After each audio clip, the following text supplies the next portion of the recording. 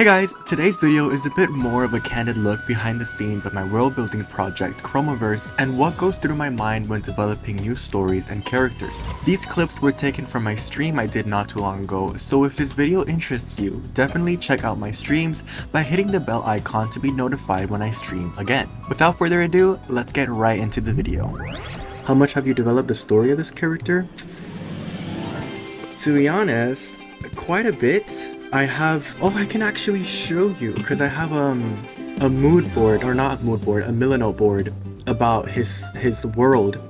I have like different drafts here. This is like a behind the scenes look, so this is like pretty crazy what I'm doing here, to be honest, because these are like the first drafts, right? Like this is the first draft and this is the second draft, and you can see how vast his these drafts are, because this one was like, okay, I'm really focusing a lot on the story. It's like I'm gonna know every single thing I want to know about this world.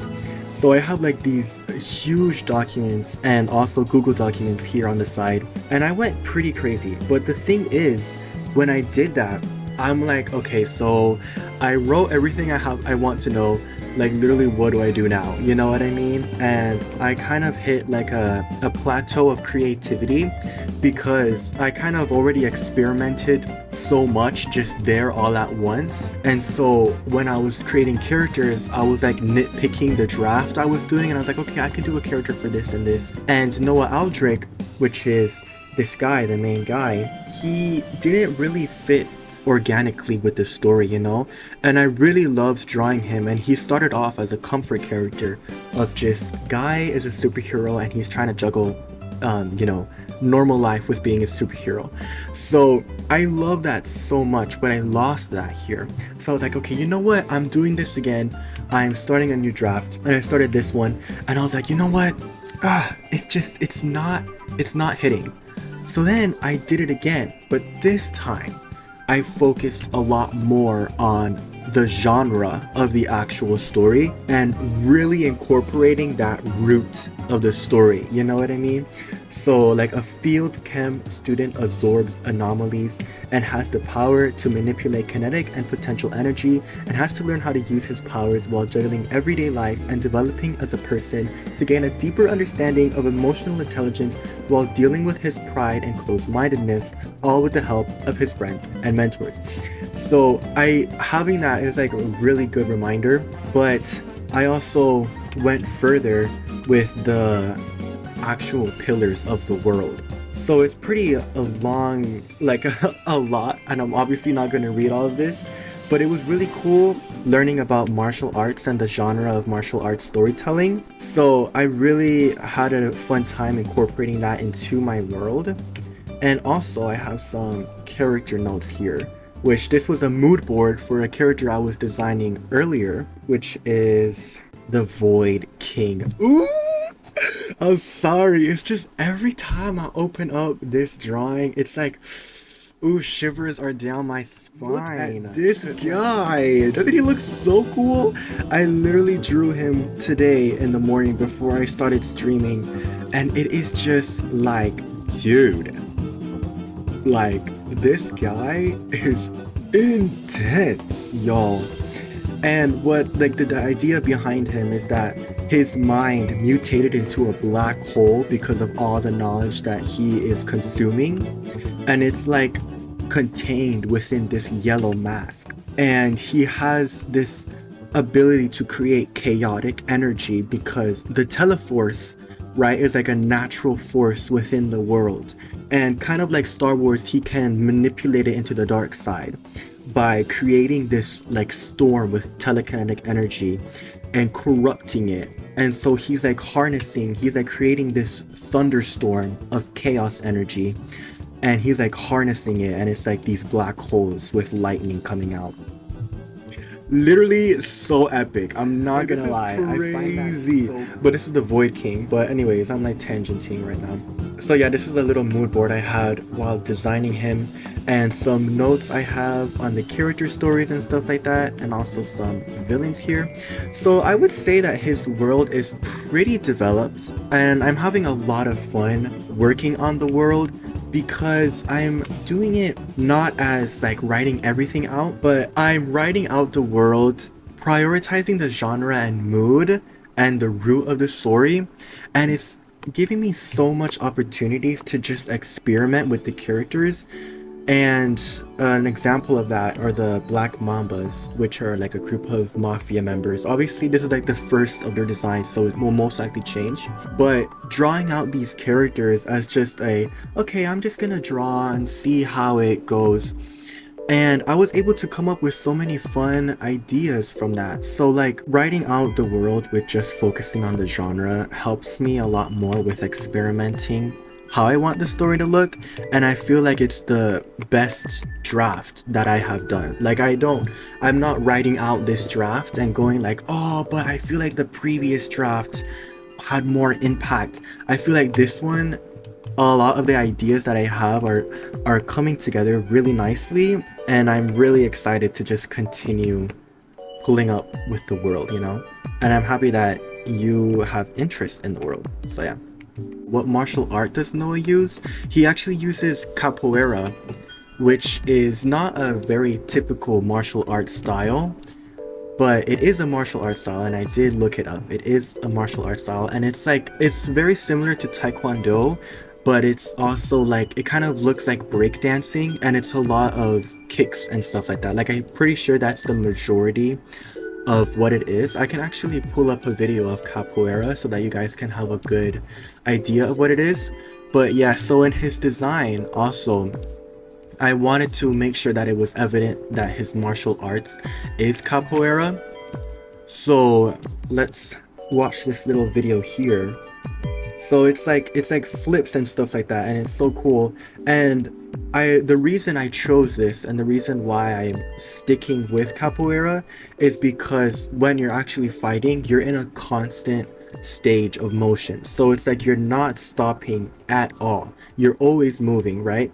And that's perfect for his character as a superhero who is able to manipulate kinetic energy. And the more energy he has, the more speed he has.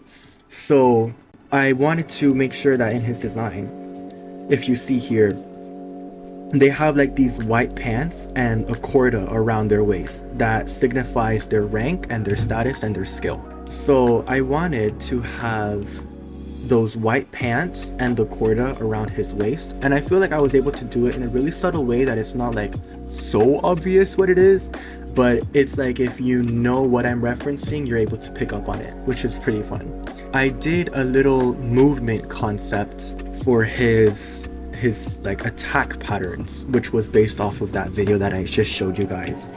So it's like he starts here and then he like curves down. This is with his old design, so it's not updated. He like curves down and he kicks the enemy, and then he twists around in the air, kicks the enemy again, and then he twists, he charges up, he twists, and then boom, kicks again, and then he comes in with the momentum and he flips and kicks again, and that's the end of his cycle. So it's like 5 attack hits that he has. Another thing that I had in his design is that these little balls here, these little charges, are like similar to like a stone and sling, where he's able to wrap it around in his arm with this little sling that he has and spin it around and charge it with kinetic energy, so that when he throws it out, it's like a bigger explosion, you know, similar to Gambit. Thanks for all the questions, by the way. It's super fun talking to you guys about my character, because I really like him a lot. How long have you been practicing art, and when did I start?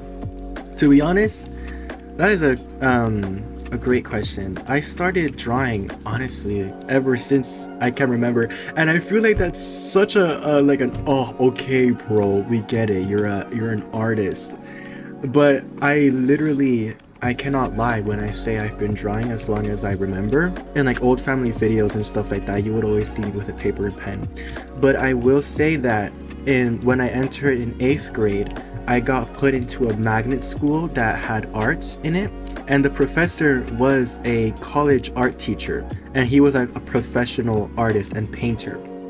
So I was able to learn a lot about my technicalities there, and I will say that did push my skills a lot, but a lot of what I was learning and the practices of what I was learning kind of formed like a roadblock within my art, where it's kind of like I was stuck in old ways of drawing and learning new material, that exploration was kind of like not a thing that I would do. But I took a master class by Gabriel Quinn last year, and I would say that's really when I started like, you know what, I'm gonna go ham, I'm gonna get good, you know what I mean?